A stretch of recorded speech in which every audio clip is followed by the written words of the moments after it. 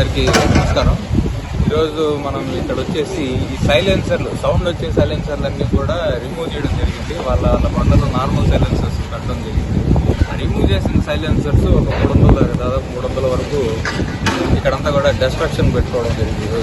వీటన్నిటి రోడ్ రోలర్కి తీసుకుని ఈ సందర్భంగా ప్రజలందరికీ కూడా ఏం చెప్పదలుచుకున్నామంటే, ఒక వెహికల్కి బైక్ అనుకోండి, బైక్కి ఒక సైలెన్సర్ అనేది కంపెనీ ఒక డిజైన్ తయారు చేస్తుంది. అక్కడ దేని కింద తయారు చేస్తుందంటే దానికి డెసిబెల్స్, ఆ సౌండ్ వచ్చేది కానీ అన్నీ కూడా స్టాండర్డ్గా అన్ని లైసెన్స్ అప్రూవల్ అయిన తర్వాత ఆ తక్కువ సౌండ్ వచ్చేటివి అప్రూవల్ కోసం తయారు చేస్తాయి. ఆ తక్కువ సౌండ్ ఎందుకంటే నాయిస్ పొల్యూషన్ లేకుండా సర్టన్ డెసిబెల్స్ ప్రజలకి అసౌకర్యం కలగకుండా ఉండేదానికి తయారు చేస్తారు. దాన్ని తీసేసి ఈ కుర్ర పిల్లలందరూ కూడా ఈ సౌండ్ వచ్చేటివి పెట్టుకొని ఎవరికి దృష్టి వాళ్ళ మీద రావాలనో లేకపోతే విచిత్రమైన పనులన్నీ చేస్తుంటారు. దీనివల్ల ఏమవుతుందని అంటే అందరికి ఇరిటేషన్, తర్వాత సౌండ్ పొల్యూషన్ వల్ల చాలామందికి రకరకాల డిసీజెస్, నాసియా రావడం కానీ, ఫ్రస్ట్రేషన్ రావడం కానీ, ఇంకొకరి మీద చిరాకు పడడం కానీ ఇలాంటివి మనకు తెలియకుండా చాలా జరుగుతూ ఉంటాయి. ఒక సర్టెన్ డెసిబెల్స్ లిమిట్ దాటిన తర్వాత రకరకాల డిసీజెస్ వచ్చే కారణాలు ఉంటాయి అన్నమాట.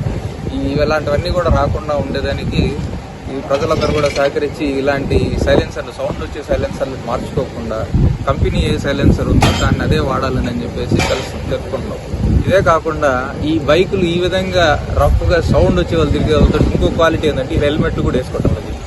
హెల్మెట్లు వేసుకోకుండా ఇలాంటి బైక్లన్నీ వేసుకొని ఏదో స్టైల్గా తిరగదామని అనుకుంటే ఎక్కడో కింద పడతారు, తలలు పడుకుంటారు, ప్రాణాలు. కాబట్టి బండికి ఎప్పుడు కూడా అంత డబ్బులు పెట్టి కొన్న బైక్కి మొన్న మా సీఏ ఎవరో చెప్తున్నారు 2,70,000 పెట్టి కొన్నారంట బైక్, ఆయనకు హెల్మెట్ లేదు. ప్రాణం కంటే విలువైన కాదు కదా. హెల్మెట్లు అందరూ కూడా పక్కా వేసుకోండి. అన్నీ కూడా రోడ్ సేఫ్టీ రూల్స్ అన్నీ కూడా పాటించండి. సిగ్నల్ ప్రకారం వెళ్ళాలి, సిగ్నల్ జంప్ కాకూడదు, ట్రిపుల్ రైడింగ్ చేయకూడదు, మొబైల్ డ్రైవింగ్ చేయకూడదు, హెల్మెట్లు అందరూ వేసుకోవాలి, వితౌట్ హెల్మెట్ డ్రైవ్ చేయకూడదు, ఇలాంటి సైలెన్సర్లు పీకేజ్ చేయకూడదు. నెంబర్ ప్లేట్లు కంపల్సరీ వేసుకోవాలి. నెంబర్ ప్లేట్ లేకపోతే పక్కా సీజ్ చేస్తాం.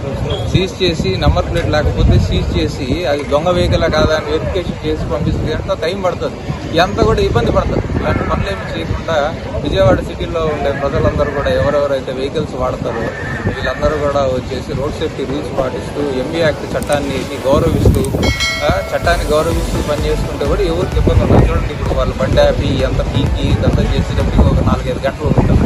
దానికి ఏదైనా అర్జెంట్ పనులు ఉంటాయి, ఇవన్నీ కూడా ఆగిపోతాయి, ఇబ్బంది పడతారు.